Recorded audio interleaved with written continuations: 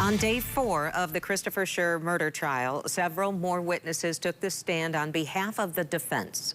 Schurr, the former Grand Rapids police officer charged in the deadly shooting death of Patrick Lyoya back in April of 2022. The defense's 8th witness, Lon Bartel, spent more than 2 hours on the stand. He gave his opinion on how fatigue and exhaustion can impact strength and play into performance.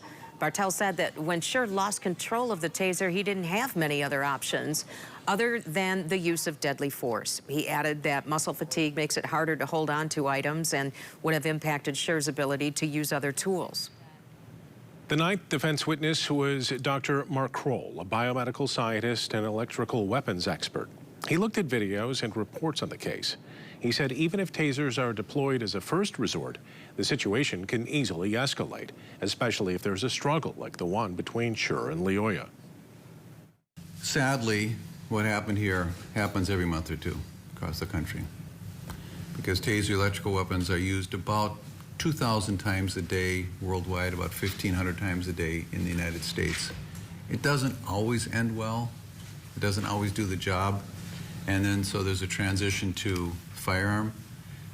And over a 20-year period, there have been over 1,000 deaths where the taser electrical weapon failed to control the situation and the officer moved to lethal force.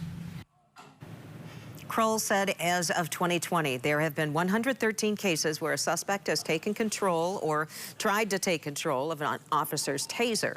In 53 of those cases, the officer transitioned to the firearm and shot the suspect. Of those, 48 ended in a fatality.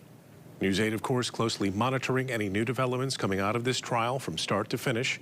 Tonight at 6, Target 8 investigator Ken Kolker breaking down this full day of testimony.